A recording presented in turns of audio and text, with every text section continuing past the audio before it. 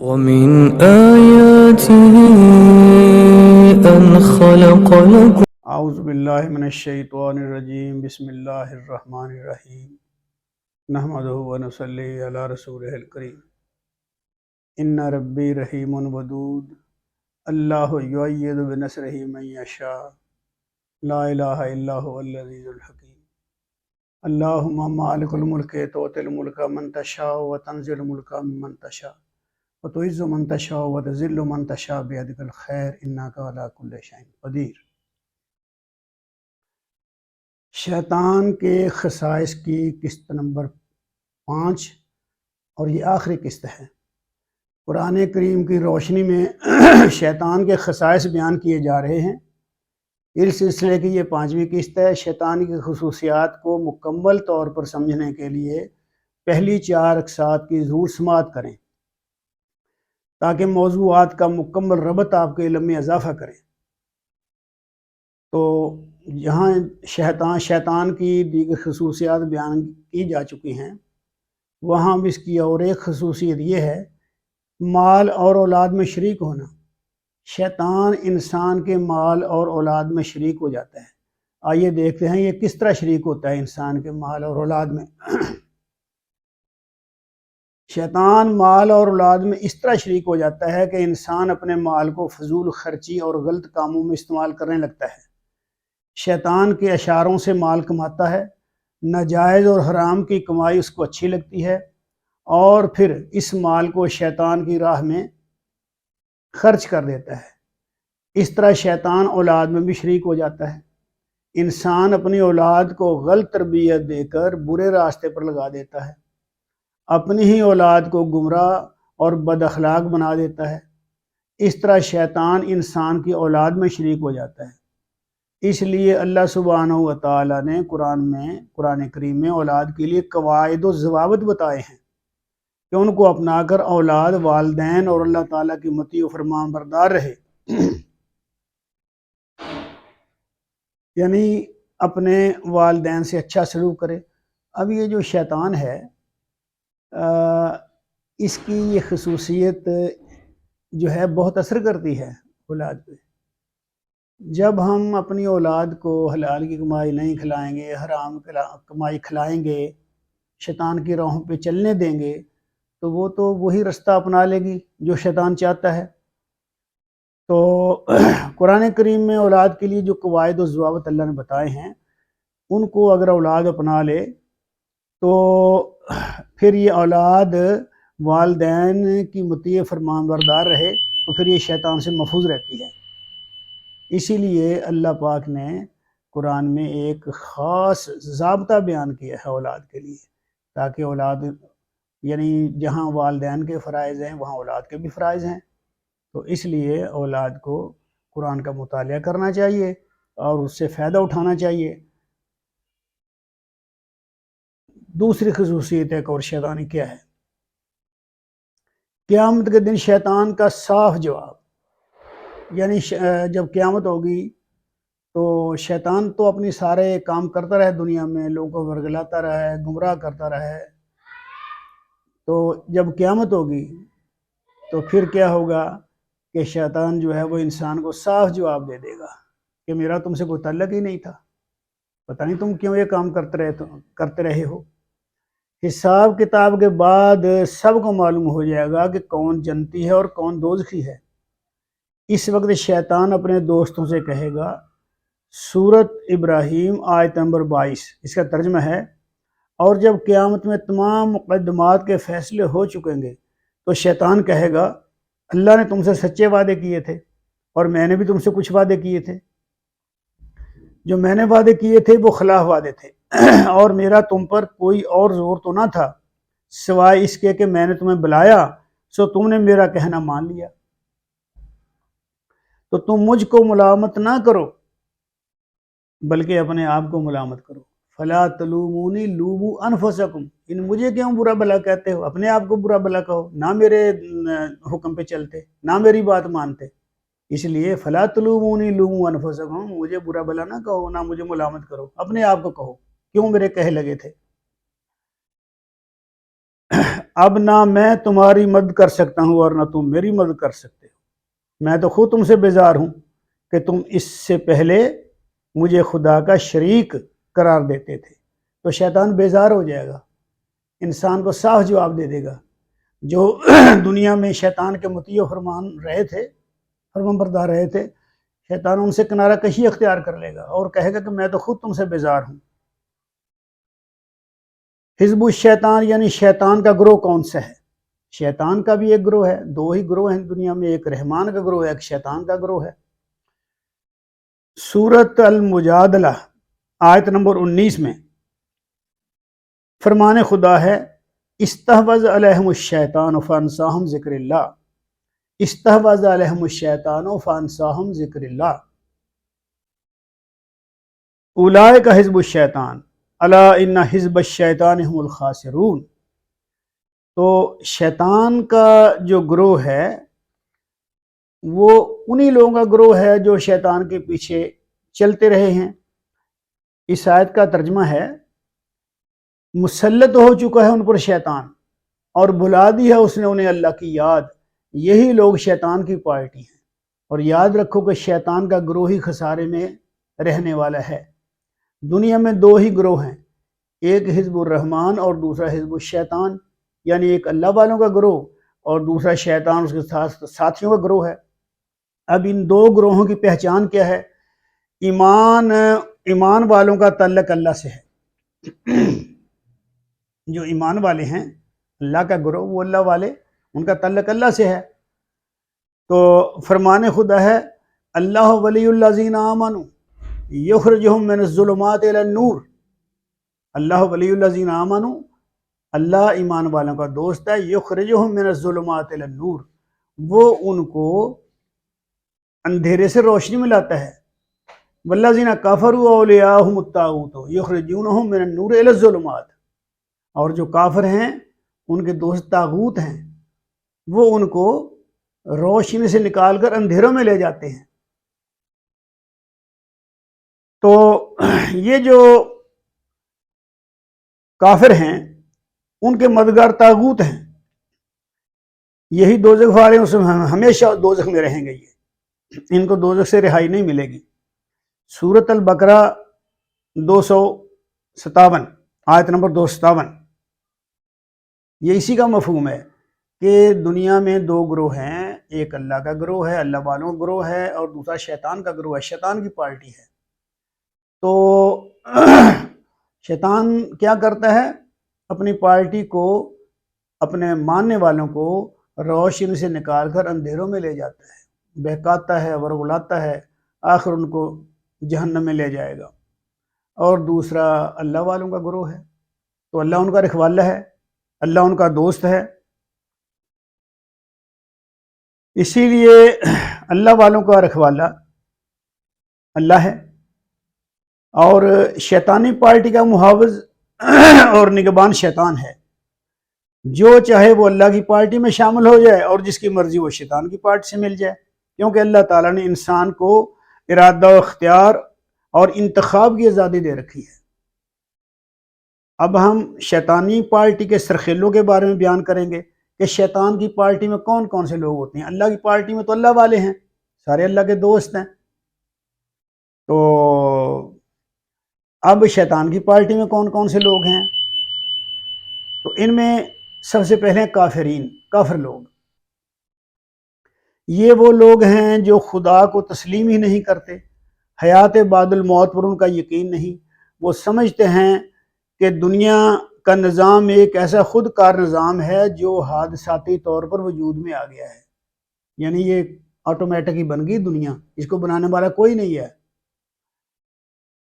تو نہ کوئی آخرت کی زندگی ہے اور نہ کوئی حساب و کتاب ہوگا، جنت اور جہنم بھی کوئی نہیں ہے۔ یہ کافر لوگ ان چیزوں کو نہیں مانتے، انکار ہے ان کا، اسی لیے کافر ان کو کہا گیا۔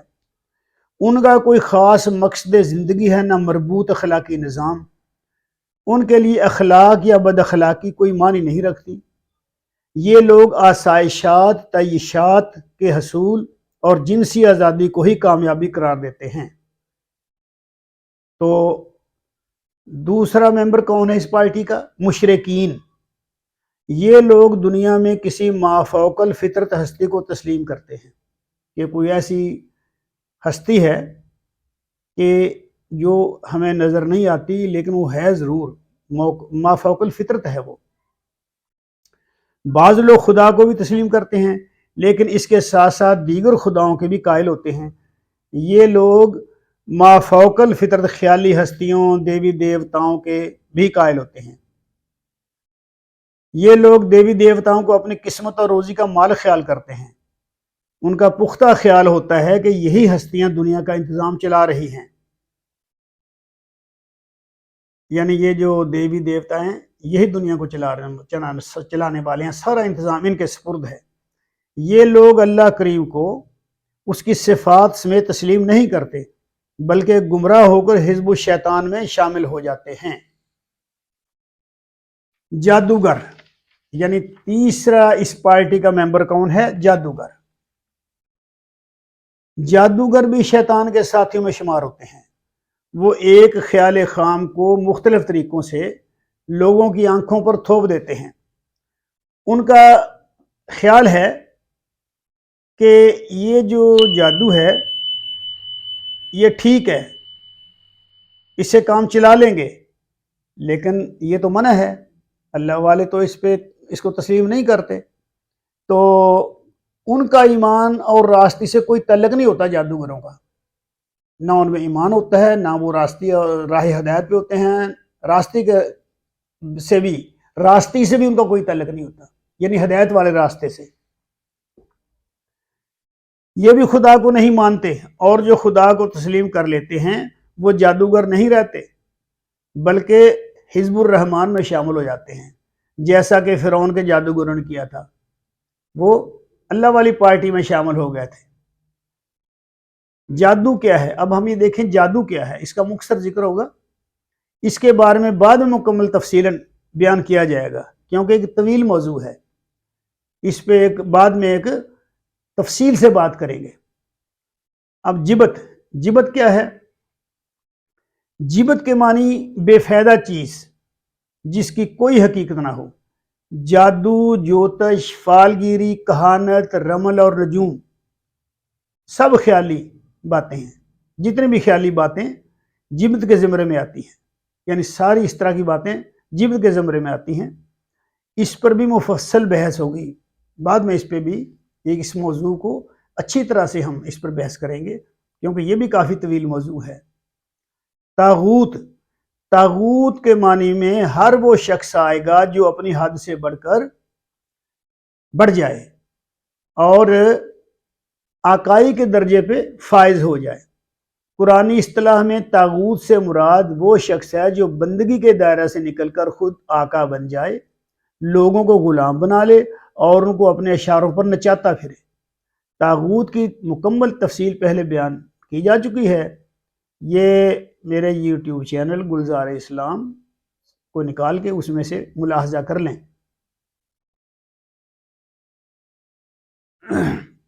شیطان کے بارے میں دیگر ارشادات خداوندی، اور کیا کیا احکام ہے اللہ کے شیطان کے بارے میں۔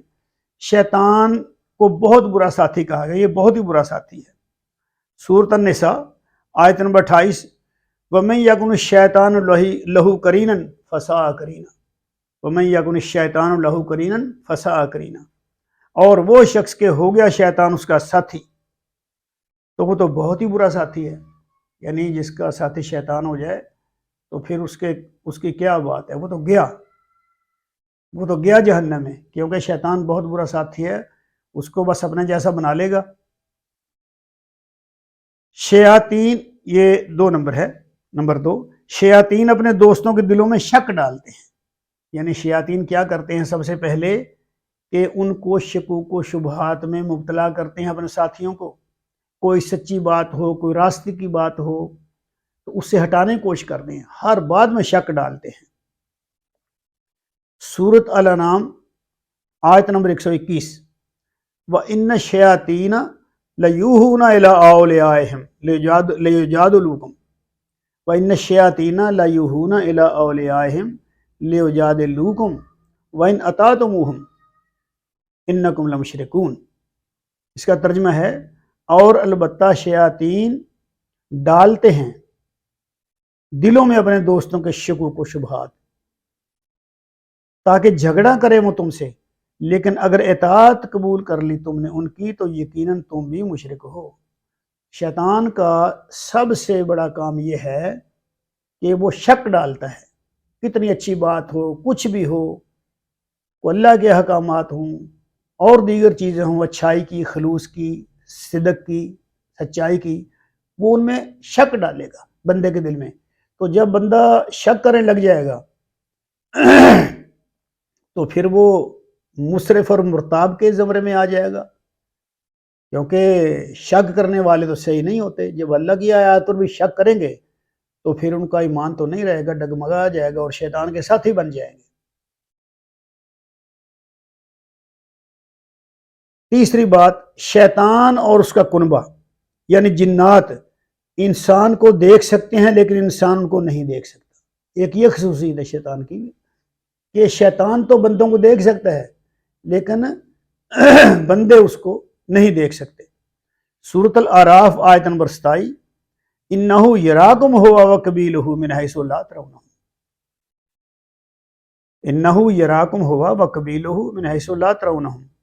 واقعہ یہ ہے کہ دیکھتا ہے وہ تم کو اور اس کے ساتھی ایسی جگہ سے کہ نہیں دیکھ سکتے تم انہیں، یعنی شیطان کو اللہ تعالیٰ نے یہ خصوصیت عطا فرمائی ہے۔ دیا تو سب کچھ، بنایا تو ہر چیز اللہ نے ہی ہے نا، اس میں یہ خصوصیت پائی جاتی ہے کہ وہ تو انسان کو دیکھ سکے لیکن لوگ جنات کو نہیں دیکھ سکتے۔ اب عقل والے لوگ ذرا سوچیں کہ جب اللہ سبحانہ و تعالی نے واضح طور پر فرما دیا ہے کہ انسان شیاطین یعنی جنات کو نہیں دیکھ سکتا، تو پھر ڈھونگی لوگ کس طرح دعویٰ کرتے ہیں کہ ان کے پاس جن ہیں، فلاں جنوں سے کام لیتا ہے، فلاں نے جن کو دیکھا ہے۔ ان ڈھونگی لوگوں کا تو یہ کاروبار ہے، مگر عوام الناس کو تو عقل و شعور سے کام لینا چاہیے اور ایسے گندے لوگوں کے جھانسے میں نہیں آنا چاہیے۔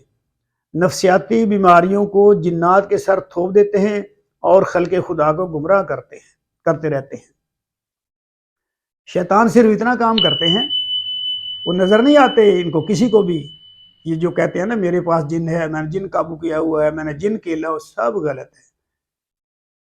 جن صرف ان سے رابطہ رکھتے ہیں، ان کو نظر نہیں آتے۔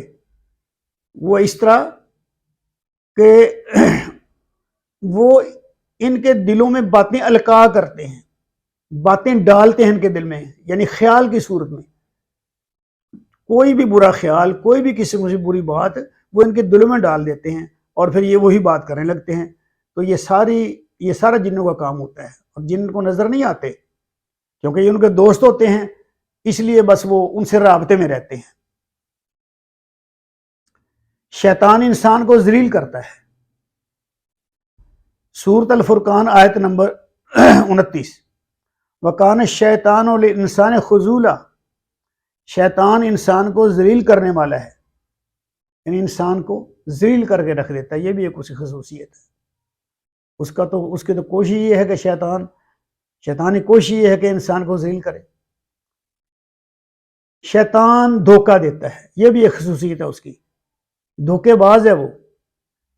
سورۃ الفاتر آیت نمبر 5، فرمان خدا ہے کہ شیطان سے دھوکہ نہ کھاؤ، وَلَا يَغُرَّنَّكُمْ بِاللَّهِ الْغُرُورُ، اور نہ دھوکہ دینے پائے اللہ کے بارے میں تمہیں بڑا دھوکے باز۔